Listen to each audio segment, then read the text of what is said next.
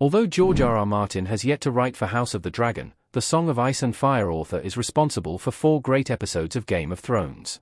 Martin's involvement in the early seasons of Game of Thrones ensured a faithful rendering of his books, and it's little surprise that the episodes he penned are among the strongest additions to the series.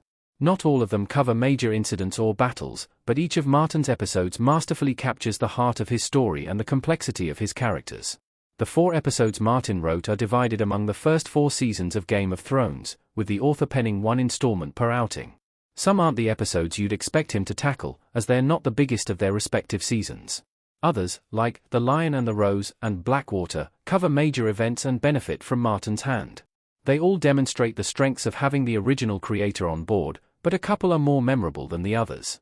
The Pointy End is among Game of Thrones Season 1's strongest episodes, even if it's overshadowed by the installments immediately before and after it. The 8th episode of the first season, The Pointy End, deals with the aftermath of Ned's arrest in King's Landing.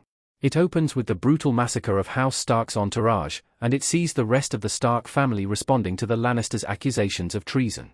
This emotional core makes for some truly memorable moments, from Sansa's plea for mercy in the throne room to Robb and Catelyn accepting the risks of going to war. Overall, The Pointy End does a masterful job of laying the groundwork for Season 1's biggest tragedies and everything that follows. It should feel like a slow episode, but the emotional beats and character interactions ensure it's still satisfying. Martin proves he's the right choice to write such moments, and he layers the more serious scenes with humor from Tyrion's travels. Because The Pointy End is still early in the show and quieter than Martin's other installments, it is the weakest of the 4, but if anything, that's merely a testament to the strength of the others. Game of Thrones Season 3, Episode 7 is another installment full of deliciously tense build-up, though The Bear and the Maiden Fair has an ending that ranks it higher than The Pointy End. This Season 3 installment also jumps around a lot in terms of settings and characters, and it helps set up the devastating Red Wedding just 2 chapters later. Martin proves his talent for writing romance in The Bear and the Maiden Fair, which delivers tender moments between Robb and Talisa, as well as Jon and Ygritte. Even as the latter couple steals the show, the tensions between them start to rise as the wildlings get nearer to their invasion of the north.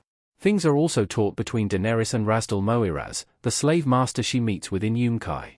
Daenerys is in her element in Game of Thrones Season 3, and her negotiations in Yunkai highlight that. Emilia Clarke's portrayal of her ruthless nature and growing confidence explain why so many viewers fell for her. Tywin's intense conversation with Joffrey in the throne room is also among the episode's highlights. Yet again, Martin's writing seamlessly captures his character's nuances. Of course, the real reason The Bear and the Maiden Fair lands higher than The Pointy End is because it kicks off Jaime Lannister's redemption arc in earnest. Jaime returning to Harrenhal to save Brienne marks a huge turning point for his character, and it's one of the most surprising scenes of the entire show. It emphasizes how complex Game of Thrones characters and dynamics really are. However, the episode's conclusion isn't as massive as the events of the other 2 Martin wrote, aptly titled The Lion and the Rose. Game of Thrones Season 4, Episode 2 is known for bringing A Song of Ice and Fire's Purple Wedding to the screen. The union between Joffrey Baratheon and Margaery Tyrell ends in tragedy, delivering a death that Game of Thrones fans waited years for. Joffrey's downfall proves every bit as satisfying as they'd hoped.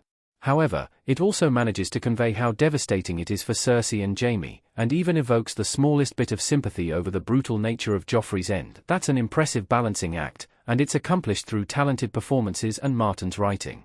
Joffrey's death isn't the only highlight of the wedding, either. The celebration throws together many characters who don't normally interact, resulting in a mix of tense and comical conversations. Martin expertly stirs the pot, pitting Jaime against Loras Tyrell, Cersei against Brienne of Tarth, and Tywin against Olenna. The result is an episode of television that will leave viewers on edge from start to finish. The Lion and the Rose does have a few significant developments outside the Purple Wedding, and all of them put Martin's character writing on full display. Tyrion's relationship with Shae culminates in a heartbreaking scene, where he attempts to send her away.